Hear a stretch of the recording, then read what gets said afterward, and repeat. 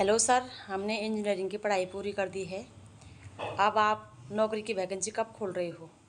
हमने सुना है कि आपने टेरी झील का पार्किंग भी दूसरे प्रदेश के लोगों को दे दिया। हाँ जी, ये ठेका दूसरे राज्य वालों को दिया तो क्या हुआ? ये ठेका वेका तुम्हारी बस की बात नहीं है उत्तराखंड वासियों। तुम्हारे लिए हमने अलग से एक नौकरी खोल रखी है घर बैठे बैठे। उसमें कोई तनख्वाह नहीं होगी, इज्जत बरमत नहीं होगी, मुद्दों की बात नहीं होगी, अधिकारों की बात नहीं होगी। अपना फ़ोन उठाइए, मिस कॉल मारिए, सदस्य अभियान में जुड़ जाइए और आजीवन हमारे लिए कुर्सी दरियाँ बिछाइए, हमारी डंडा झंडा उठाइए, हमें वोट दीजिए और हमें कुर्सियों पे बिठाइए। बड़े आए नौकरी मांगने वाले, आपको 5-5 किलो राशन नहीं मिल रही है क्या? और वैसे भी आप लोगों ने हमें रोजगार, शिक्षा, स्वास्थ्य पे कब वोट दिया था? आपने तो वोट दिया था हिंदुओं को खतरे में डालने के लिए। और जब तक हम दूसरे राज्य के लोगों को नौकरी नहीं देंगे, ठेका नहीं देंगे, तब तक तुम खतरे में कैसे आओगे? और हम तो तुम्हें खतरे में डालने की पूरी कोशिश कर रहे हैं ना। तो तुम हो कि नौकरी मांगने पर लग गए और तुम्हें हम खतरे में जी डालें या फिर तुम्हें हम नौकरी जी दें?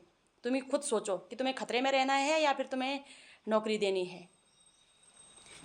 बस इसी तरह से हिंदुओं को डरा डरा करके बेवकूफ़ बनाते रहेंगे और वो आजीवन हमें वोट देते रहेंगे और 7 जन्मों तक हमें कुर्सियों पर बिठाते रहेंगे और हमारी दर्री चादर हमारे लिए कुर्सियाँ बिछाते रहेंगे, हमारा डंडा झंडा उठाते रहेंगे, हमें सर आंखों पर बिठाते रहेंगे। डील डन होगी ना सारे नेताओं? इसी तरह से बेवकूफ़ बनाते रहो हिंदुओं को खतरे में डालते रहो ताकि ये मुद्दे की बात ना करें, अधिकारों की बात ना करें, शिक्षा, स्वास्थ्य, जल जंगल जमीन, मूल निवास, भू कानून, गैर शरण राजधानी, किसी भी प्रकार की बात ना करें। इन्हें डराते रहो कि तुम्हें खतरे में डालना है कि नहीं डालना है और इस तरह से इनके मन में डर बिठा करके कुर्सी में बैठते रहो और ठेका हो, नौकरी हो, दूसरे प्रदेश वालों को देते रहो और यहाँ की बिजली पानी सब बाहर सप्लाई करो और बड़े बड़े बिजली पानी का बिल यहाँ के लोगों में ठोकते रहो और सारी नहीं सर, हमें नौकरी नहीं चाहिए सर। आपकी बातें सर आंखों पे सर, मैं तो ऐसे ही मजाक कर रही थी, ऐसे दूसरों के बहकाव में आ रही थी और मैंने कहा थोड़ा सा नौकरी की बात हो जाए अपने नेताओं से। लेकिन आप सही कह रहे हो, यदि आप हमको खतरे में नहीं डालोगे तो फिर हमारा जीना मुश्किल हो जाएगा। सर जिसको देना है नौकरी दो सर, जिसको बसाना है हमारे उत्तराखंड में आप बसाओ और हम आपके साथ हैं सर।